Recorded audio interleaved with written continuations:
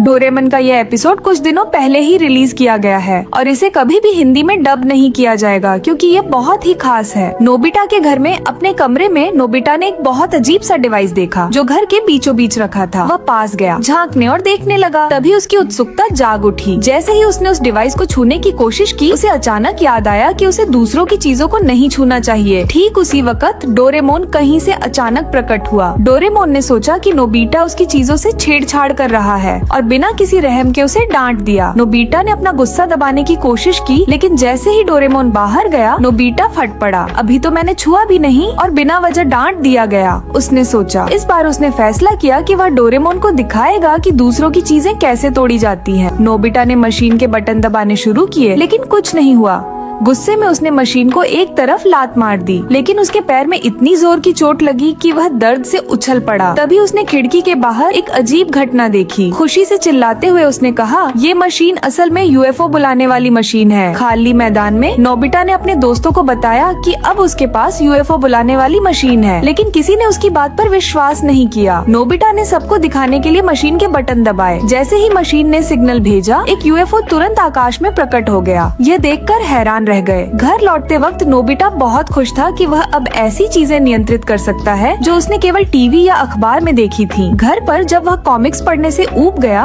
तो उसने यूएफओ को बुलाया, उसके प्रकट होने का इंतजार किया और फिर खुशी से हंसने लगा। बोरियत में वह लगातार बटन दबाता रहा। उसने यहाँ तक कि अपने पैर से भी बटन दबाए। यूएफओ आकाश में गोल गोल घूमता और फिर गायब हो जाता। यह सिलसिला इतना बढ़ गया कि डोरेमोन की छत पर डेटिंग भी बाधित हो गई। इस बार जब नोबिता बटन दबा रहा था और बड़बड़ा रहा था, क्यों नहीं आकर मेरे साथ खेलते, तब यूएफओ वास्तव में और करीब आ गया। नोबिता ने उसे रोकने की कोशिश की, लेकिन यूएफओ सीधे उसके कमरे में आकर टकरा गया। जैसे ही वह मलबे में होश में आया, नोबिता ने यूएफओ को अपने सामने देखा। वह चमकदार रोशनी बिखेर रहा था और फिर एक एलियन बाहर निकला। उसका चेहरा गुस्से से भरा हुआ था। एलियन ने एक अजीब भाषा में बात की जिसे नोबिता समझ नहीं सका। उसने मनमाने जवाब दे दिए। तभी डोरेमोन वापस आ गया। यूएफओ को देखकर डोरेमोन चिल्ला पड़ा। डोरेमोन ने नोबिता को चेतावनी दी कि उसे सावधानी बरतनी चाहिए, नहीं तो गलतफहमी के कारण अंतरिक्ष युद्ध हो सकता है। फिर डोरेमोन ने अपनी जेब से ट्रांसलेशन ब्रेड निकाली। बातचीत के बाद उन्होंने जाना कि एलियन का नाम हरूबेरू था और वह हरूका ग्रह से आया था। हरूबेरू ने बताया कि वह खाना बीच में छोड़कर और 200 मिलियन खर्च करके यहाँ आया, लेकिन यहाँ कोई खास बात नहीं हुई। नोबिता और डोरेमोन के फुसफुसाने पर वह और गुस्से में आ गया और सोचा कि वे उसे चिढ़ा रहे हैं। फिर उसने जमीन से उछलकर एक ताकतवर बिजली पैदा की, जिससे खिड़की के शीशे टूट गए। लेकिन जैसे ही उसका पेट भूख से गूंजा, डोरेमोन ने उसे खाना ऑफर किया। कुछ देर बाद एक शानदार दावत तैयार की गई। नोबिता ने उसकी मदद करने की कोशिश की और उसे मसाज देने की कोशिश की, लेकिन गलती से उसकी गर्दन पर दबाव डाल दिया। हरूबेरू ने अपने बचाव में बिजली छोड़ी, जिससे नोबिता बुरी तरह झटके में आ गया,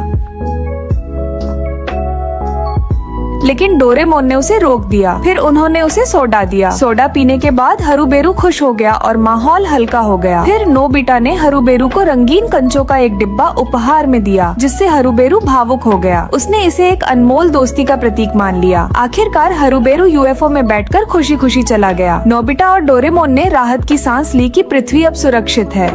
गर्मी की दोपहर में नोबिता सो रहा है, पसीना बहाते हुए। मम्मी पापा खुशी खुशी उसे जगाते हैं। मम्मी बताती हैं कि उनके पड़ोसी मिस्टर ओकावा आज परिवार के साथ बाहर सीनिक प्लेसेस देखने जाएंगे। पापा भी बताते हैं कि उनके सहयोगी पर्वतों पर यात्रा करने की योजना बना रहे हैं। नोबिता खुशी से सोचता है कि क्या उनका परिवार भी यात्रा पर जा सकता है। मम्मी पापा उत्साहित होते हैं और नोबिता को यात्रा पर जाने के लिए कहते हैं, जिससे नोबिता लगभग बेहोश हो जाता है। लेकिन फिर मम्मी पापा कहते हैं कि उनके पास डोरेमन है, तो वे कहीं भी यात्रा कर सकते हैं। नोबिता कमरे में जाता है और मम्मी पापा की बात डोरेमन तक पहुंचाता है, लेकिन इस समय डोरेमन केवल अपनी सेहत के बारे में सोच रहा है और पसीना बहा रहा है। नोबिता पर्वतों पर जाने के लिए मम्मी के सामने प्रस्ताव रखता है, लेकिन डोरेमन को इससे ज्यादा फर्क नहीं पड़ता। नोबिता सोचता है कि क्या डोरेमन को बुखार है। तभी डोरमी आती है और बताती है कि उनके बड़े भाई नियमित स्वास्थ्य जांच से बचते रहते हैं, इसलिए उसकी स्थिति ऐसी है। डोरेमन बहाना बनाता है कि अगर वह यात्रा पर जाता है और नोबिता को किसी समस्या में डालता है तो कौन उसकी मदद करेगा। नोबिता सोचता है कि डोरेमन की सेहत पहले है। फिर डोरेमन यात्रा पर जाने से मना करता है, लेकिन डोरेमी उसे धक्का देती है और वह जमीन पर गिर जाता है। यह साबित होता है कि वह बुखार से पीड़ित है और उसे आराम की जरूरत है। डोरेमी कहती है कि वह नोबिता की देखभाल के लिए उसके स्थान पर काम करेगी। नोबिता फिर बताता है कि वह बाहर जाने की योजना बना रहा है। डोरेमी नोबिता से कहती है कि सबसे पहले वह अपना चेहरा धो ले क्योंकि उसमें बैक्टीरिया है। फिर वह एक स्वचालित खरीदारी की टोकरी निकालती है, नोबिता को देते हुए उसे बाहर ले जाती है ताकि वह बाजार से खाना खरीद सके। इसके बाद आता है स्वचालित खाना बनाने की मशीन, लेकिन नोबिता बहुत थका हुआ है। वह कहता है कि उसका मतलब कुछ और था, उसे यात्रा की तैयारी करनी है। फिर डोरेमी और नोबिता डोरेमन की सामान की खोज में कमरे में चेक करते हैं। डोरेमी एक जादुई सूटकेस निकालती है जिसे कहीं भी यात्रा करने के लिए इस्तेमाल किया जा सकता है, लेकिन नोबिता गुस्से में कहता है कि यह कोई मजाक नहीं होना चाहिए। फिर डोरेमी जादुई दरवाजा निकालती है। नोबिता खुश होता है, लेकिन डोरेमी गलती से उसे गलत समझती है। नोबिता एक शांत जगह की बात करता है, लेकिन डोरेमी उन्हें शिजुओका के घर पर ले जाती है जहाँ खाने का समय होता है। नोबिता एक शांत जगह के लिए यात्रा की योजना बनाता है, जैसे कि एक भूमिगत ट्रेन। फिर सभी एक साथ यात्रा की योजना बनाते हैं और सबको माउंट मिहाराशी पर जाने की मंजूरी देते हैं। डोरेमी उसे समझाती है कि दरवाजा अब खुल गया है और वे सभी पहाड़ की चोटी पर खड़े हैं। फिर सभी सुरक्षित नीचे उतरते हैं। नोबिता और डोरेमी तुरंत परिंदे पकड़ने में व्यस्त हो जाते हैं, जबकि डोरेमन ट्रेन में चुपचाप पड़ा रहता है। यहाँ से कहानी शुरू होती है। आज नोबिता और उसके दोस्त वॉलीबॉल खेलने की जगह ढूंढ रहे हैं। एक खाली मैदान में जेन पिलोज और ब्लैंकेट के साथ नैप ले रहा है और नोबिता का ग्रुप वहीं खेलने आ जाता है।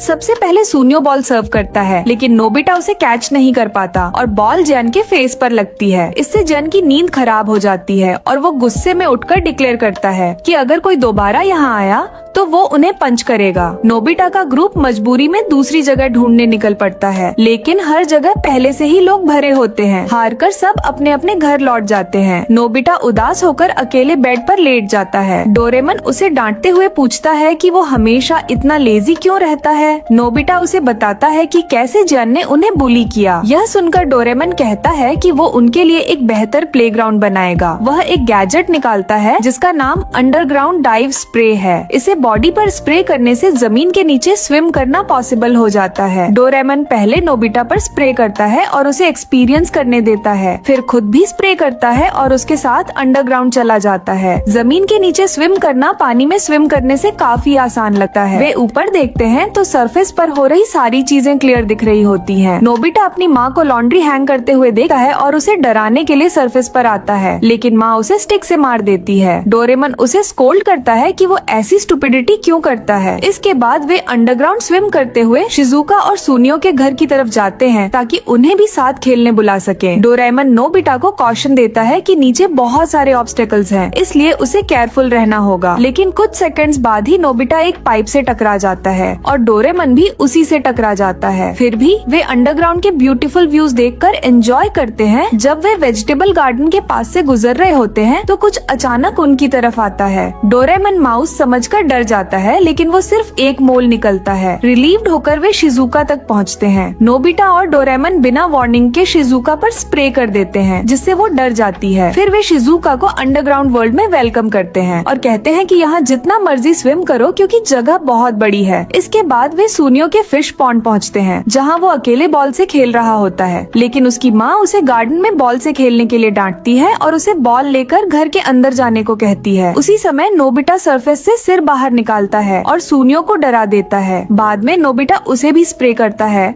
और सुनियो अंडरग्राउंड फन में ज्वाइन कर लेता है। सुनियो की माँ उसे अचानक गायब देखकर कंफ्यूज हो जाती है। इस बीच नोबिता का ग्रुप वापस ओपन फील्ड जाता है वॉलीबॉल खेलने, लेकिन जैन को वहाँ देखकर वे फिर अवॉइड करने लगते हैं। आखिरकार वे खेलने लगते हैं और सुनियो पहली सर्व करता है, लेकिन नोबिता फिर से कैच नहीं कर पाता और बॉल जैन के फेस पर लग जाती है। गुस्से में जैन उठता है, लेकिन किसी को भी वहाँ नहीं पाता। सुनियो एक प्रैंक प्लान करता है। वह सरफेस पर आता है, जैन के सिर पर स्टोन मारता है और फिर वापस अंडरग्राउंड चला जाता है। शिजुका सीक्रेटली जियान की स्लीपर्स मूव कर देती है और नोबिता उसे स्टिक से पोक करता है। सब लोग इस प्रैंक को एंजॉय करते हैं, जबकि जियान सोचता है कि वो सपना देख रहा है और वापस सो जाता है। आखिर में सभी मिलकर जियान के मैट्रेस को खींचते हैं, जिससे वह जमीन पर गिर जाता है। जियान बहुत गुस्से में होता है, लेकिन कुछ कर नहीं पाता क्योंकि सभी अंडरग्राउंड चले जाते हैं। बाद में सभी मिलकर जियान के लेग्स पकड़ते हैं, जिससे वो इतना डर जाता है कि भागकर घर चला जाता है। अब जियन के चले जाने के बाद नोबिता का ग्रुप आराम से वॉलीबॉल खेलता है। तभी जियन वापस आकर चिल्लाता है कि यहाँ भूत है। वह क्लेम करता है कि उसने घोस्ट देखे। नोबिता का ग्रुप हंसता है और खेल जारी रखता है।